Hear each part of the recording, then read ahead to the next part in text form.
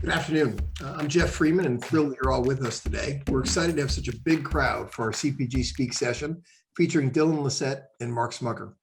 This series allows our industry to come together to learn important lessons from company leaders and think differently about their own business. First of all, I'd like to thank our sponsor of today's session, CJ Logistics. I'd also like to thank our trade association partners at the American Frozen Food Institute and Snack International, which collaborated with us on today's session. Our two guests today are CEOs who have led their companies through many changes in the past year. Dylan Lissette, President and CEO of Utz Brands, and Mark Smucker, President and CEO of the J.M. Smucker Company. Today, we'll discuss three topics. First, how these leaders drive long-term growth within their companies.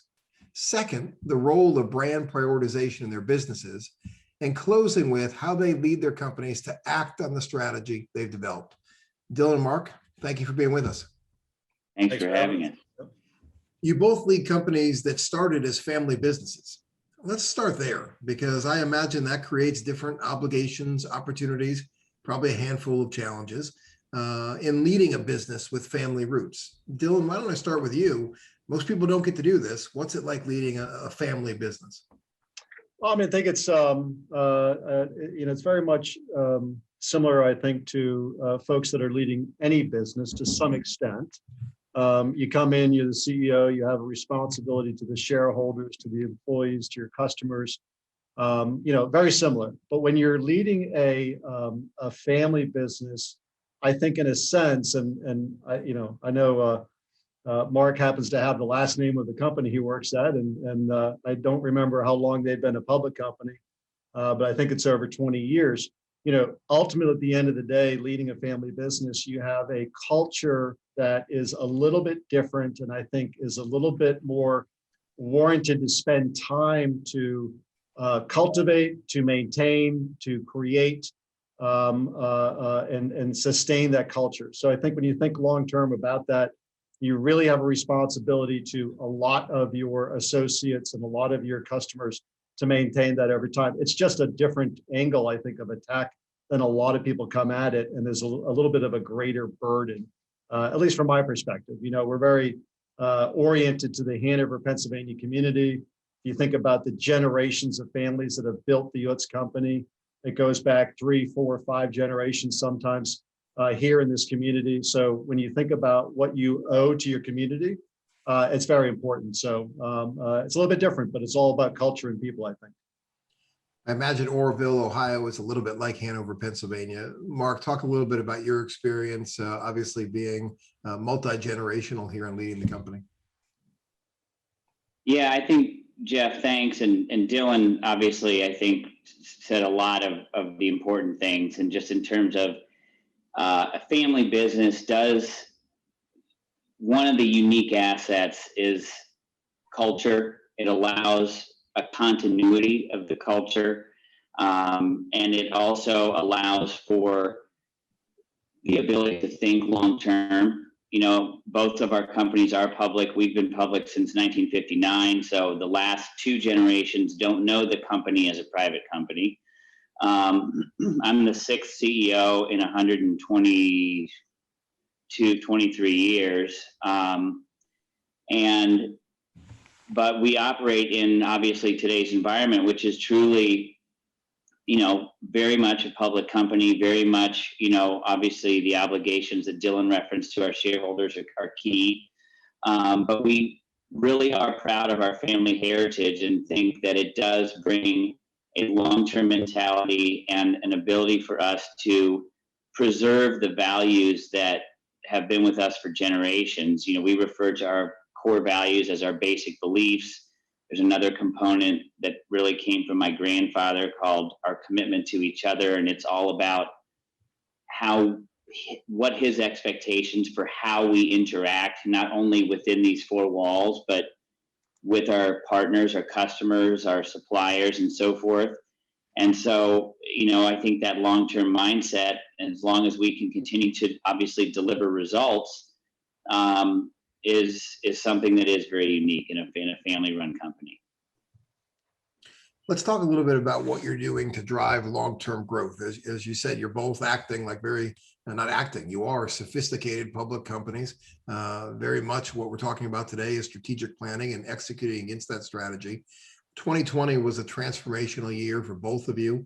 Dylan, you took Utz Brands public and acquired several brands, obviously solidifying your place in the salty snack category. Mark, the JM Smucker company underwent several changes last year as well, divesting the Crisco brand and starting the process of divesting the Natural Balance business. And you both did this while navigating the middle of a pandemic. How do you do that, right? How do you think about long-term strategic planning in the middle of a crisis like none we have experienced probably in several generations? Mark, go ahead. Yeah, Jeff, I think fundamentally a couple things. Number one, in our entire history, we've been focused on the consumer, the end consumer, the person who buys and consumes our products. And our strategy has to be informed by what the consumer wants. And so the pandemic didn't change that. Quite frankly, it helps inform, as it informs our strategy. Our strategy involves making sure that we're leading in the best category. So we did have a couple divestitures during the pandemic. We had some reorganization of our company during the pandemic. But what's interesting is those were strategic decisions that we had planned for with or without the pandemic. And the significant tailwinds that we all experienced by folks, all of us eating at home, obviously benefited the business, but also provided some degree of cushion for us to go ahead and execute those things which we know are crucial for our long-term success. So divesting a couple brands that were in categories that were not growing quite as fast or not growing, and to ensure that we're taking our resources and focusing them on those categories and brands that we know we can grow. Dylan, you took the company public in the middle of a pandemic. Was there any talk of slowing that down? Yeah, I mean, timing was kind of interesting. I remember coming back from a vacation, and I landed on March 14th into the Philadelphia airport and thought, what are we walking into? Because we were out of the country and coming back into it. And we were in the middle of some pretty transformative things for Utz. At that point, obviously, we knew the direction we were going. We knew that we would be going public. We didn't know the exact time frame of if that was going to occur in July or August or whatnot, but we knew that that was coming. And we also had our sights on some M&A activities. Ultimately, at the end of the day, I think it's are you hitting the brakes into a curve, or are you hitting the gas coming out of the curve? And I think that we just either through luck or stupidity or blindness, we were hitting the gas coming out of the curve, and believed that things were going to get better, that the consumer was going to continue to be strong, that we had a role, that we were going to supply snack foods, and that we were going to distribute them, and we had a really robust 2020 from that regard, even in the context of doing a virtual roadshow, perhaps, right? Being online, doing investor calls, negotiating documents, getting things ready to go public. So it was a transformative year for on many behalves, followed up by an M&A event later in the year, not too long after we had gone public, but all of them were part of our plan.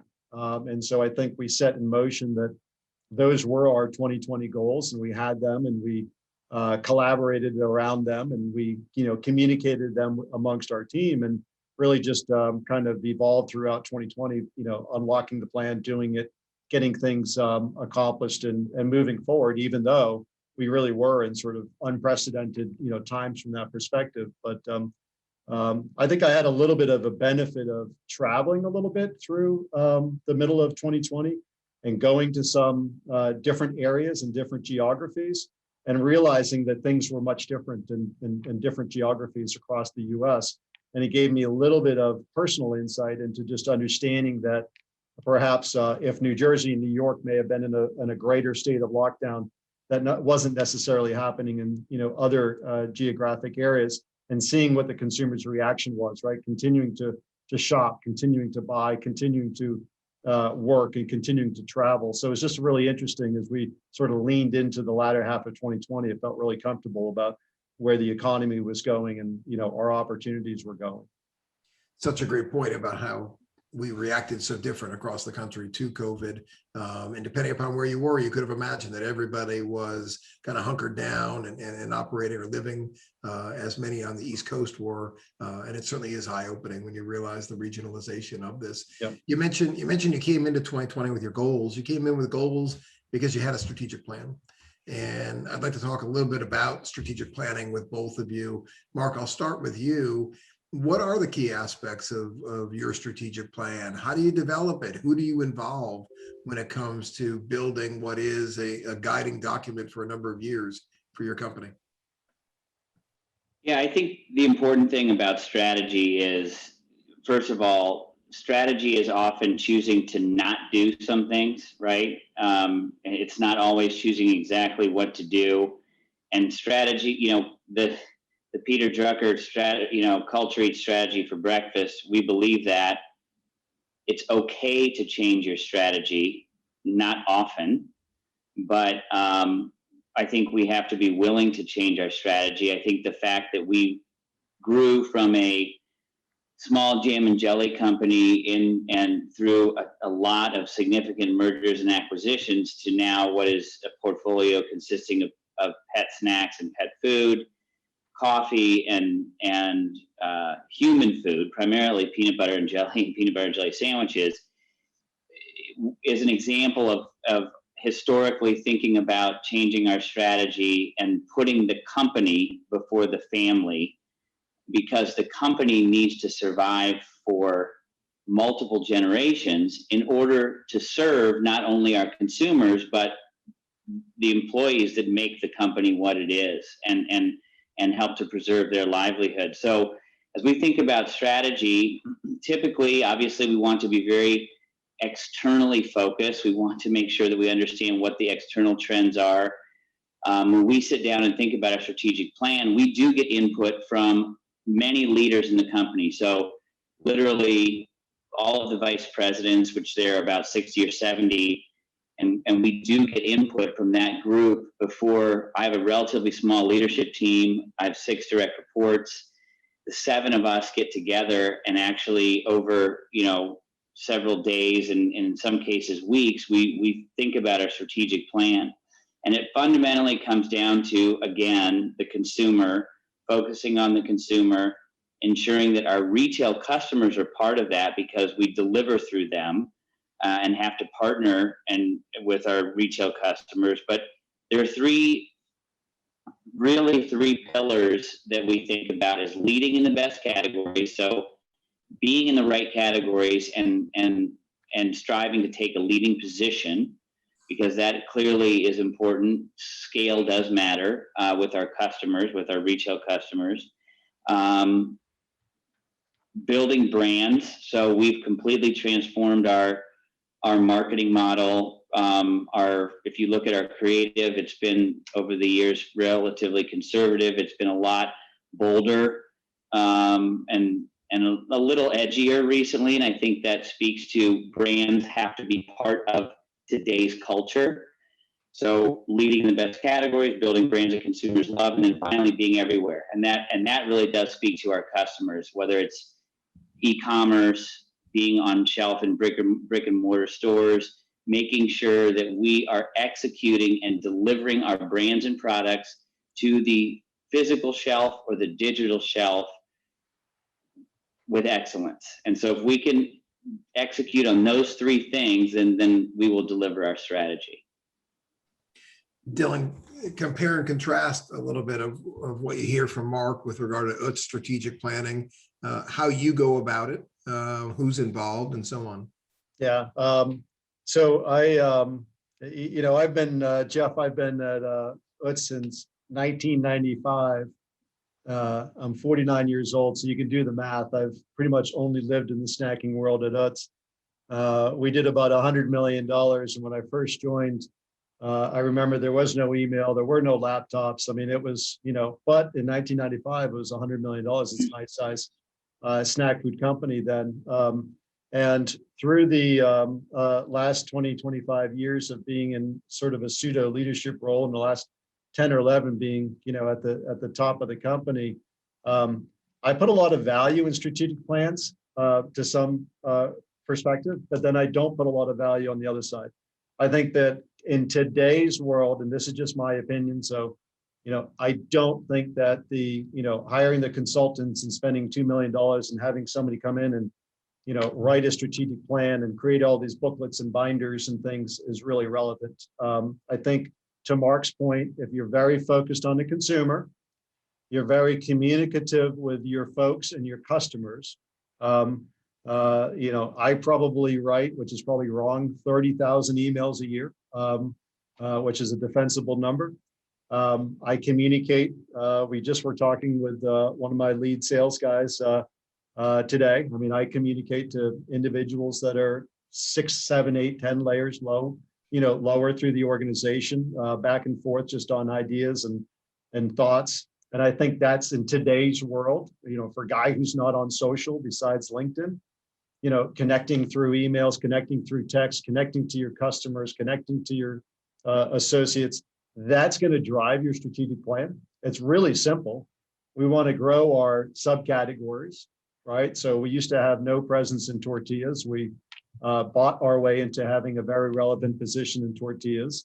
We want to grow and be very relevant in our channels. So if we were, the 10th largest company in the C-store channel, we want to be the 5th. If we're the 5th, we want to be the 3rd.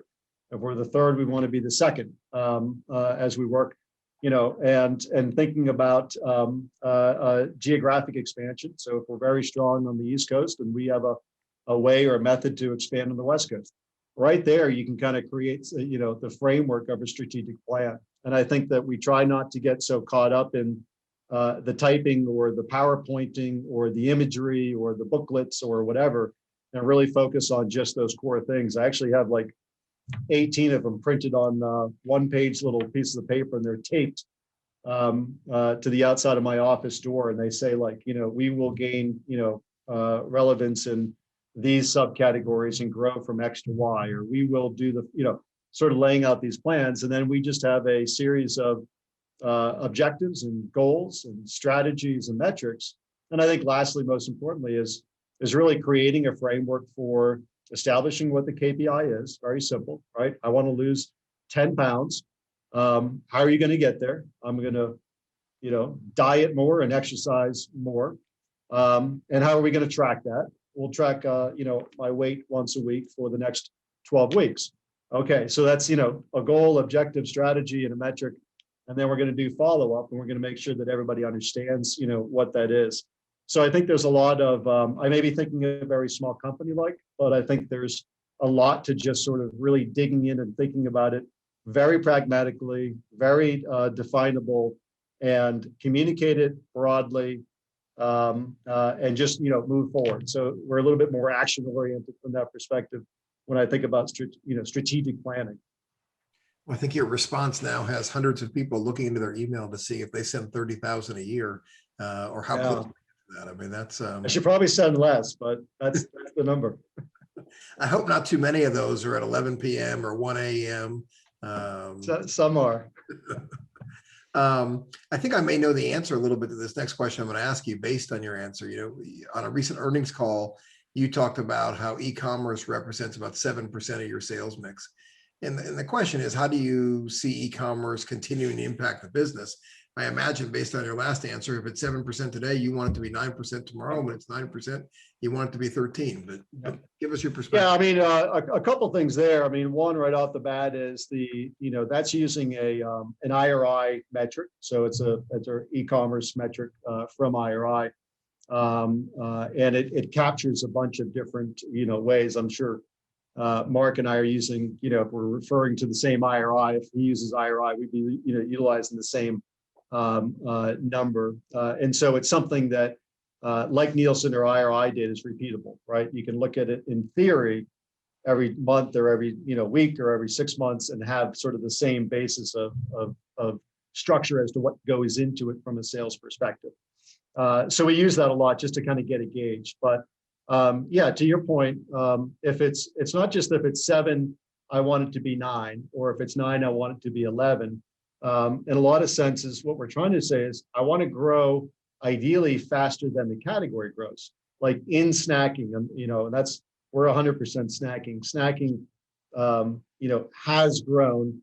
At least the 20-something years I've been here, it's grown every year. It grows at a 2, 3, 4% clip on a CAGR base. It's a great category to be in.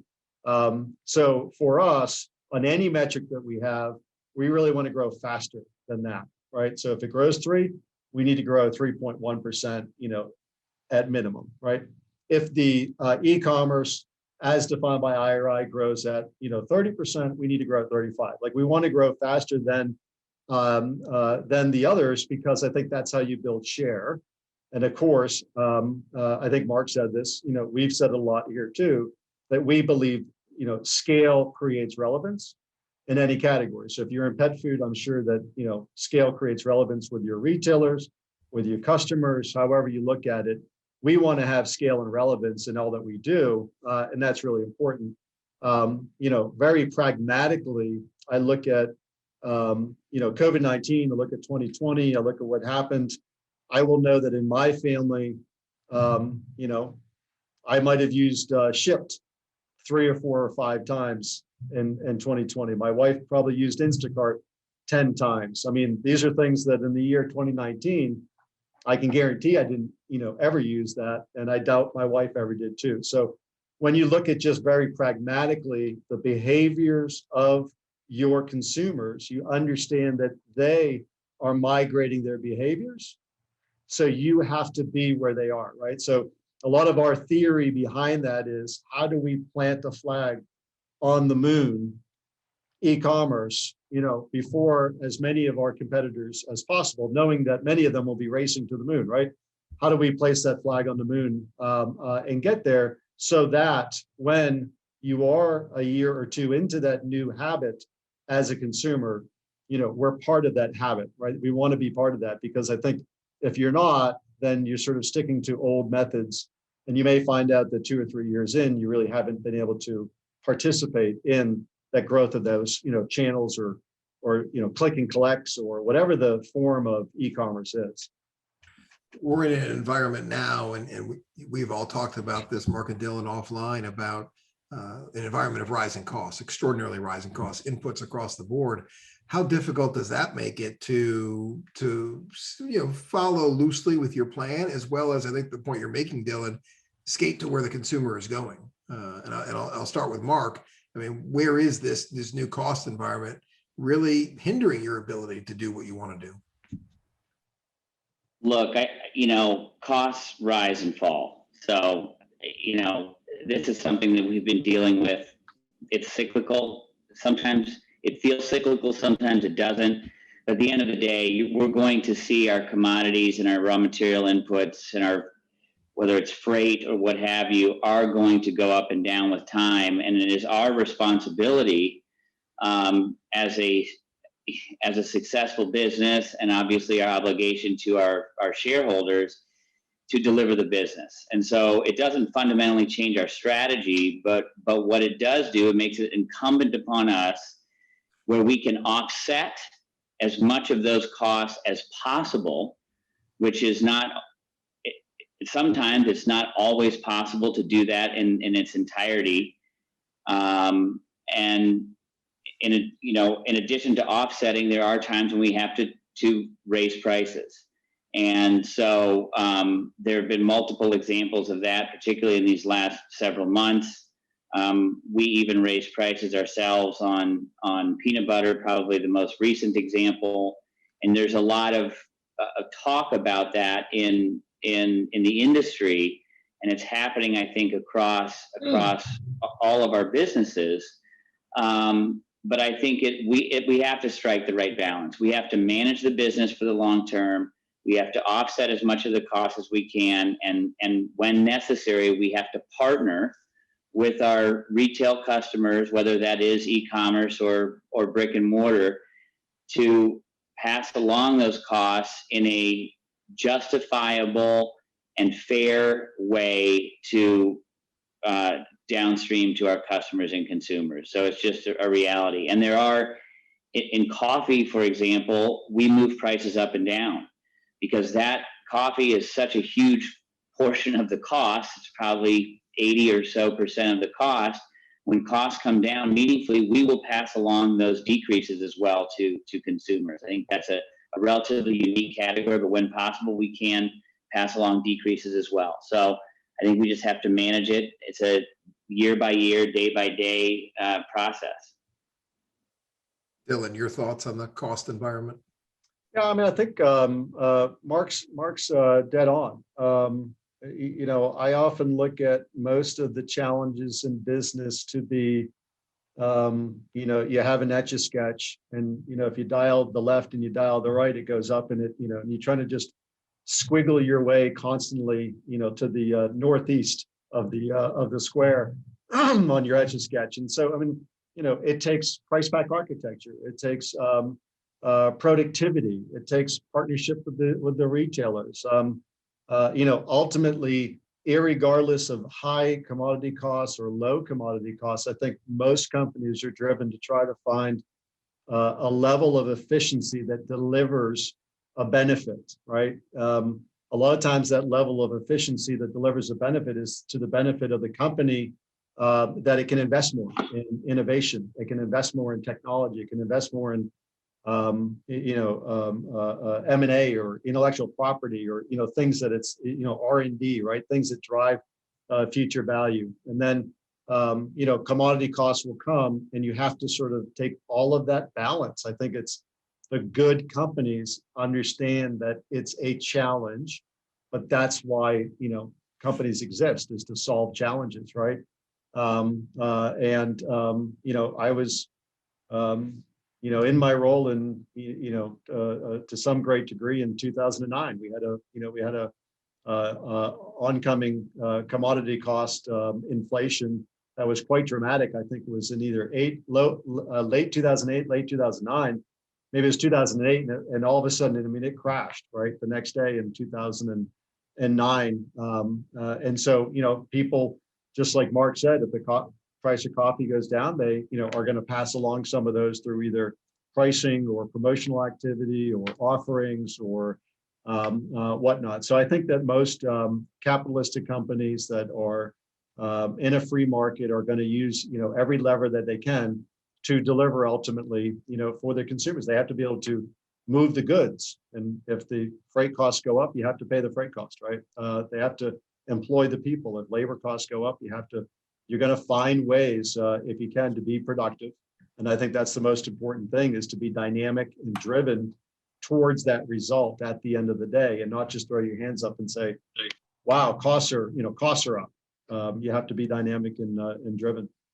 Well, I think your Etch-a-Sketch metaphor there makes so much sense, right? I think it's next to impossible to get a straight line that goes like that. But if you're heading in the right direction, that's progress. Yeah. And it makes great sense. Let me shift topics to the second thing we want to get into, which is really about building brands. As CPG companies, brands are what drive the business. Whether it's the easily recognizable Milk-Bone box for pet owners, or the Utz name on a bag of potato chips, it's the brand that they know. I want to discuss your approach to your brand portfolio, kind of what you're seeing in terms of consumer trends, particularly over the last 12 months. Dylan, I'll start with you. How do you capitalize on the increased consumption for those highest performing brands? How do you convert people into the portfolio? What are some of the trends that you think are here to stay? Yeah. So I mean, it's a challenge. We've done a lot of M&A through the last decade plus, and through that we've acquired a lot of brands, and it is really a process to properly sort of funnel your resources and your energy into what we've broken down our brands into a power brand and a foundation brand. So we sort of have two easily defined segments. everything that's in the power brand sector, which is, somewhere in 86, 87% of our retail sales are in our power brands. Those are brands that we think we can bring national, that we can innovate, that we can market and invest behind. That's our power. Our foundation are really, things that while they are fantastic geographically, they might have a lot of relevance in the Pac Northwest or, New England or the Southeast. They're not as important or aren't something that we can bring to a national basis. So we're concentrating on the power brands and then really looking at it, at the subcategory level.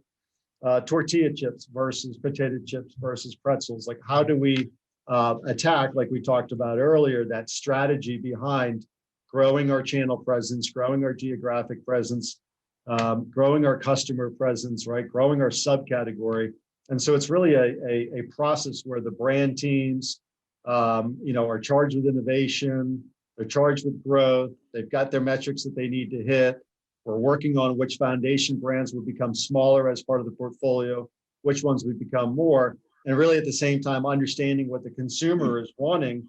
So if the consumer is really dedicated and moving towards, picking a low carbohydrate keto diet, we're obviously going to be investing behind and pushing more, products like a pork rind brand or something that appeals to that segment. If the better for you is something that's growing quite dynamically relative to the entire category, we'll invest behind those better for you brands. So it's really a complicated strategy that luckily, I think through time, we've got sort of, foundational benefits in our company that have been established over time to understand how to drive power versus foundation and make the sort of net 1 + 1 = 2. Yeah, Mark, moving over to you, you've got some iconic brands, obviously, in your portfolio. And you talked about how your three-part strategy, being in the right category, building brands. Can you talk a little bit about how you have reinvested in some of those iconic brands that I mentioned in order to drive growth? Yeah, sure. I think a little bit I'll probably start and just sound like a broken record, which again is this notion of focusing on the consumer and listening to what they want and being dialed in to the consumer needs. And I think I can summarize a little bit what Dylan was saying, because I agree with him. It's about prioritization and focus and which brands get the resources. And so the fact that we've been reshaping our portfolio, not only through divestitures in the most recent instance, but obviously acquisitions throughout our history, and just the day-to-day of rationalizing our Skew assortment are just examples of focus. I do think, more specific to answer your question, Jeff, as we think about individual brands, in some cases, it's about making sure a brand has relevance in today's culture. So I mentioned Jif peanut butter earlier. For years and years, even when we inherited the brand 20 years ago from P&G, choosy moms choose Jif. That worked for decades. And what we learned over time, as we, again, stayed dialed into our consumers, was that it was losing relevance because it was very focused on the mom. What about the dad? There were a whole host of cultural idiosyncrasies that weren't necessarily offending consumers, but didn't feel as relevant. So we pushed, we did a lot of research, we worked with our agency partners, and we came up with this notion of that Jiffing good, which is a little edgy. And I think at one point a couple of the networks even questioned whether they would run it because it has a reference to a 4-letter word that isn't there. And so the connection, the consumer communication, the advertising that we have shifted to on that brand is much more relevant in today's, and just the notion of obviously the goodness of the product. And then lastly, your point about, iconic brands that may not have been growing as fast, like Folgers. What one of the things the pandemic has taught us and helped with is re-engagement with consumers who may have lapsed from these brands. And so as folks rediscovered potentially brands that maybe they had forgotten about and realized that the product is good, it's consistent, it tastes good, it's a good brand, it's incumbent upon us as the leaders of these businesses to ensure that we are trying to target and reconnect, usually through digital channels, with those consumers who have recently re-engaged in a brand. And so through a variety of digital tools, through partnerships with other agencies, we have been able to target a lot of those consumers. Folgers alone, I think, gained something like 2 to 3 million new households during the pandemic.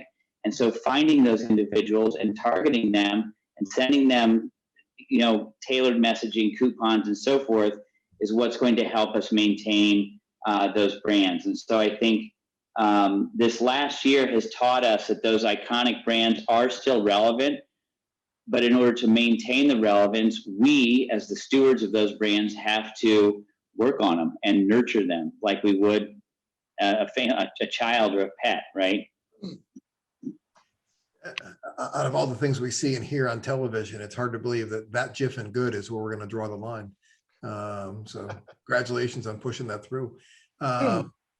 Last question in this area, you both, because it comes from something you both just hit on. You talked about Skew rationalization, which became a big feature of the past 12 months. We're also talking about innovation. It would seem to a degree these things just butt heads. Or perhaps the pandemic became a reason, right, to thin out some of the underbrush that maybe needed to be addressed before. Perhaps this is a good exercise that we need to go through every couple of years or so. How do you think about Skew rationalization vis-a-vis innovation? What are the discussions that take place within your company at this point in time? Dylan, I'll start with you. Yeah, I mean, it's funny. Skew rationalization, has probably been a topic, keyword for people to be speaking about since 2015, 2016, at least the way that I remember it. And we've tried to do a lot of it, through that M&A process. You acquire companies, you're inheriting basically what they did. You're learning about, the tail, right? If you do $1 million and, 80% of the sales are done in the first, whatever percentage of the SKUs, and then 30% is done in the last 10% of the SKUs. Like sometimes you have those instances, which means it's a really unproductive tail at the end of that tail, right? And those are real numbers, and those are real numbers in a lot of companies, right? So I think that with or without a pandemic, with or without COVID, any good company should be evaluating that SKU tail, right? Just because of the work, the effort that goes into that last sale that does not contribute at the same rate as your first, 1, 2, 3, 10, 15, 20 SKUs.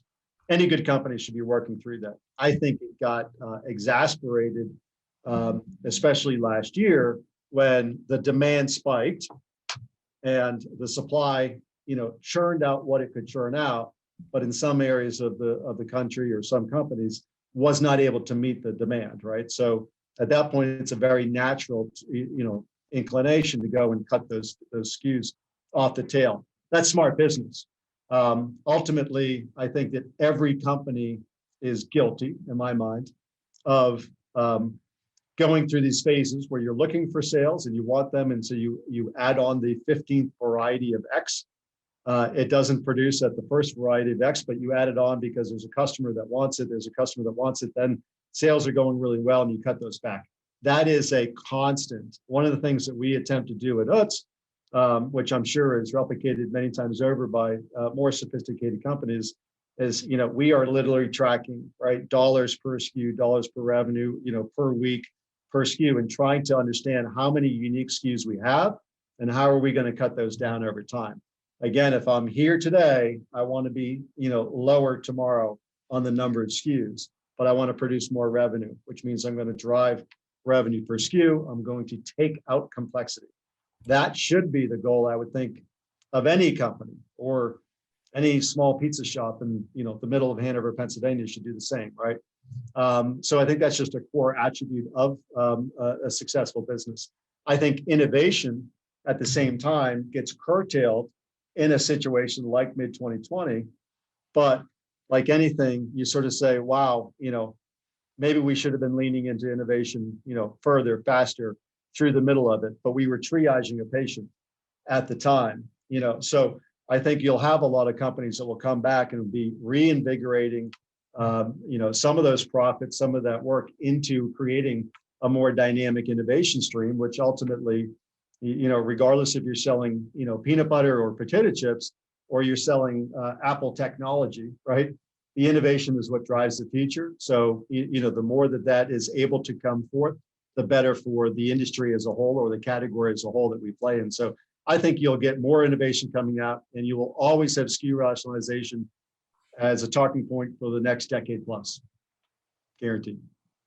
Let me move forward because I want to get to time for questions from the audience today, and remind the audience, if you are interested in asking a question, there's a Q&A feature here on Zoom, and please submit it in there. Let me just get to our last category, and that's really getting into acting on the strategy that you've put so much time building. This is, Mark, you mentioned you've got 60, 70 vice presidents who are part of the process of building a strategy. Dylan, you're talking to people at all levels of the company on a regular basis. That's contributing to it. So when you choose to go now, hey, here's the direction we're going, we need to get buy-in. How do you approach sharing that strategy with employees? How do you bring the plan to life within the company? I think you've just had to do some of this work, Mark. Let's start with you. It's so important for all employees to understand the strategy, and that means all. I mean, that all the way down to the shop floor, the factory floor. We really want every employee to understand our strategy. So we do a lot of communicating. We talk about it constantly. We actually publish a physical paper booklet and actually distribute. This has our strategy printed in it, and we publish it every year, almost without fail every year, and we distribute it to every employee. So that it starts with that. It starts with and talks about our values, our culture, and so forth, but ladders up to really what is our business strategy. And then when we're in a non-pandemic world, myself and the senior leaders of the company are traveling when we can to every location. And when we have dialogue with our employees, when we do town halls, we're talking about it. And then, of course, you have to build it into, obviously, performance objectives. If I'm an individual, if I'm a middle manager, how does my job impact the delivery of the business, the delivery of the strategy? And so we do try to take time from each manager, spending time with employees to say, okay, this is part of the strategy that what you do on a daily basis can impact. And when the combination of communication, performance objective setting, and having meaningful dialogue between managers and teams about how their roles impacts and delivers on the strategy, I think is really crucial. Dylan, how about you? How do you ensure alignment with that strategy? Yeah, I mean, it's very similar. I would note that it's interesting as for the last 100 years, we were private for about 99.5 of them. We've been public for about 0.5 of them.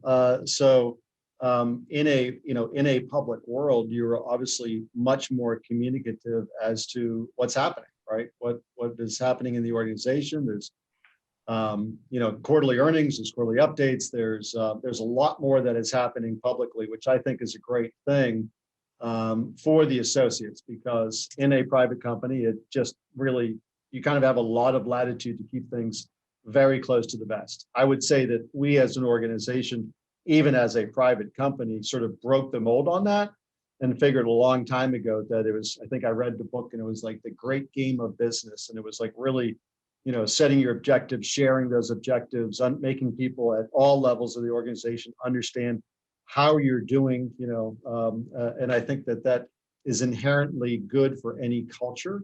So as a public company, we're sharing a lot more, but we are definitely going through, and not to bore anybody with the details, but it's the OGSM type of objectives, goals, strategies, metrics type of program, and we share those, we post those, we talk about those, and we communicate. But I think ultimately, if you throw all that out the window, it's driven by how are you communicating to as many levels or layers within the organization in the most normal, frequent methodology possible, right?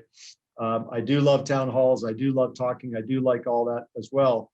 But I think the most important is to have leaders throughout your organization, not just the top 10 or 20 or 60, but leaders throughout the organization that are willing to listen and willing to communicate. And I think I had this in some of my notes, what we call the good, the bad, and the ugly, right? It's don't just tell us the good. How are things at the plant today, sir? Great, Mr. Smucker, they're fantastic. Don't just tell us the good, tell us the bad and the ugly as well. And do that rapidly and quickly, and act upon it, and listen, and and enact. And I think that ultimately drives just sort of a better organization without a lot of structured methodologies to get there too. What you're getting at there, Dylan, I think is what Mark opened up with, and that's that culture eats strategy for lunch. Yes. Right. You're getting 100%. at a culture where people have that openness. You're both younger leaders. So let me close with this question. What's important to you from a cultural standpoint? What have you brought to the culture that frankly is more critical than the shifting strategy? Go ahead, Dylan. Yeah, I mean, I would just say, I think I live, breathe, and eat this business on a daily basis. I work too hard, too many hours, to be honest. But I think you have to have that sort of in your bones to want, not for the money, not for, you want to win, and you want to win for the associates that work with you, right? I will often say I'm the first guy to tumble an Excel file, write a draft of a memo, and provide it back. And somebody says, you didn't have to do that. I said, I work for you. We're in this together. I think if you are, as a young leader, I think if you really, truly believe that and live that, you're just working for the team to be successful, and, I always say, and I'm not going to swear on, but crap runs uphill. It doesn't go downhill. So it's going to come up to you. So it's your fault at the end of the day, perhaps, if things didn't go the right way. Make people on your team know that and believe that. One of the best ways is creating a track record. And if you've been doing it for a long time, you'll build a track record, right? Through yourself or through your actions. And then you'll have, I think, people believe in you and want to be on your team. And then that creates stickiness, longevity, culture, honesty, communications, transparency, and all that drives an organization to be better. Mark, if you can close on that culture question, then I've got a bunch of questions from the audience to get to. I think Dylan killed it on that one. I mean, he took the words right out of my mouth. Honestly, it's obviously being a family-run company, there is that burden, right, that we feel, and that responsibility to do right by our employees. I always tell my people that why I'm passionate about this business is because of them, the people and the brands. I love the people and the brands. And, it starts with very, very basic things. I think Dylan touched on it in a prior answer.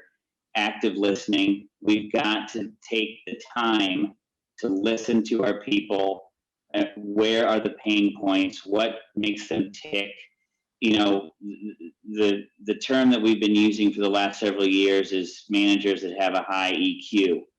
And, we didn't always call it that, but I think at the end of the day, that's what we need is people that are truly, that can develop trust, that take the time to get to know each other outside, not just in the work environment, but what makes these individuals tick, what are they passionate about, And those bonds of trust that are formed are what really helps compel a company forward. It's very oversimplified, but I genuinely believe that. I appreciate it. I think the people listening appreciate both your answers. Let me do this because I've got several questions. Let me just throw them at one of you and then move on to the next, and we'll try to keep it short so we can get to them.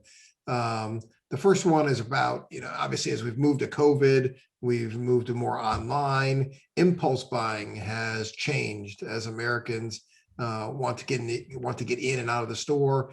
What is one thing you're doing differently? And Mark, I'll ask this of you, to convert shoppers into buyers in the store in 2021? I honestly think it goes back to an earlier answer that I gave around getting way more precise with the digital toolbox that we have at our disposal to engage with consumers in the right way. There's been a lot of talk, even from the investor community, about the impact that in-store media channels will have on our bottom line as a supplier to obviously our retail customers. And I will tell you that we have been leveraging those tools of engaging with consumers even at the shelf since their inception. And so when we think about all of the different channels in which we engage with consumers, we treat that channel as another media channel. It happens to be one that is very targeted. It has an extremely high return on investment, and so typically it is a very good investment to, if the retailer and our customer has the wherewithal, they can drive significant in-store conversion. And so there is that opportunity. There are other media channels, obviously broadcast media, mass media. There is a place for that. That's all about reach. It's all about reaching the maximum number of consumers that you can. But if you go all the way down to the granular shelf, there are opportunities to engage with consumers at that level. Dylan, let me throw this one at you. Consumer trends, we talked about this a little bit, but give me an example, give the audience an example, one consumer trend that you're seeing and how you're aligning the portfolio against that. I mean, one consumer trend that's been around, there's so many consumer trends. I mean, I do think that trends come and go, for one. And so it's very easy to follow a trend and go down that rabbit hole and then have that trend sort of dry up, but then it comes back again and it goes, they come and go. They tend to have some sort of a cyclical nature to them. I think as a company, if you have a broad portfolio that goes across a lot of the different subcategories, that allows you to capture it. Popcorn was a big trend. It happened. It grew really fast. It's still a relatively small segment of the salty snack in terms of the subcategory. But when it grew, it would have been a great time to chase that. So we've been very openly public about that. We thought we kind of missed that trend, right? So now, our goal is how do we not miss trends like that? How do we understand where they're going? Better for you, I think, is a cyclical thing as well. I think in general, long term, better for you will be a trend that will stay for a very long time. So building products and your portfolio around that long-term trend is something that is important, right? If you stick your head in the sand and think that it's going to go away, it won't. So you need to invest in that. So that's something that we've got a couple different brands that are oriented towards BFY, and it's all about innovating behind them and trying to find out what consumers want. Pork rinds, as an example, went extremely hot for a number of years, about a decade ago, and then kind of calmed down in terms of growth and then came back again. And it's a very hot sort of area right now for keto and better for you and low carbs and things like that.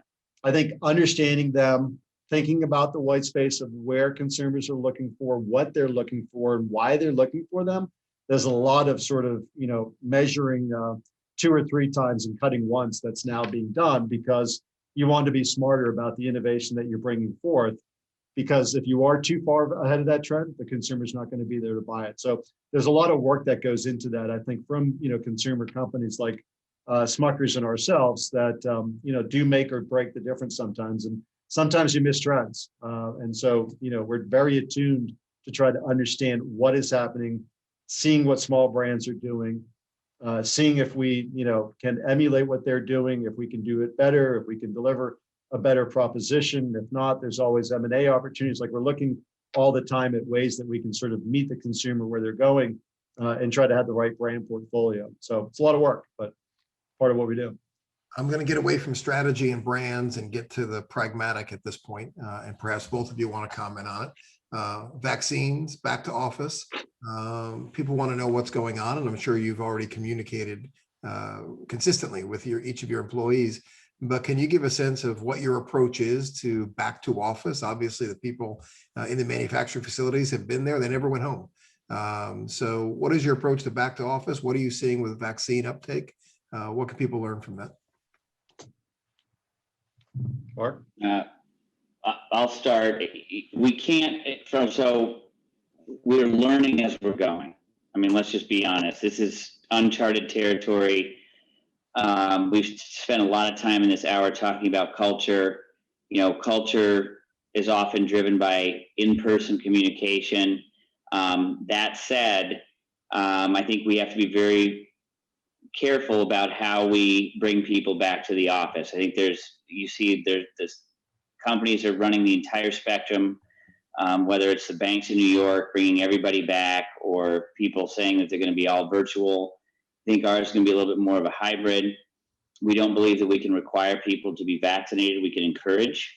And I think, that's what we're doing. We're actually began offering on-site vaccines, I think this week, actually here. I'm on campus today. It is very quiet. There's 10 to 15% of the people that would have been here before are here. It is quiet. I'm working from home probably 60% of the time. But as we do think a meaningful return to office can happen in late summer to early fall. But we do believe that of the most in-person jobs, some of those, at most, those jobs need to be in person from an office perspective up to about half the time. And so what we are doing between now and say September is we are starting to bring back on-campus activities, mostly social. We usually have farmers markets once a week. We're doing those every other week. We bring in food trucks. We're in a rural community. We're near Cleveland, so it's it's rural, but we're in a metropolitan area. We will create activities for people to try coming back, and then we'll learn as we go. We have a daycare center that's reopening. We have a fitness center that's reopening in June. We have an on-site coffee shop that's reopening, and I wouldn't expect those things we're not going to see a lot of activity at the beginning, but my hope is that people will choose certain days to come and engage with each other, and that will start the ball rolling to what could be in the future. I'm going to stop you there because we've reached the top of the hour. Unfortunately, I don't get to my favorite question, which was about rumors of a collab between the two companies on a PB&J chip. Which you better pretzels. Well, but the chip now here. I mean, we haven't seen that before. That would be. You're right. We haven't. Dylan and I will talk after. Yeah.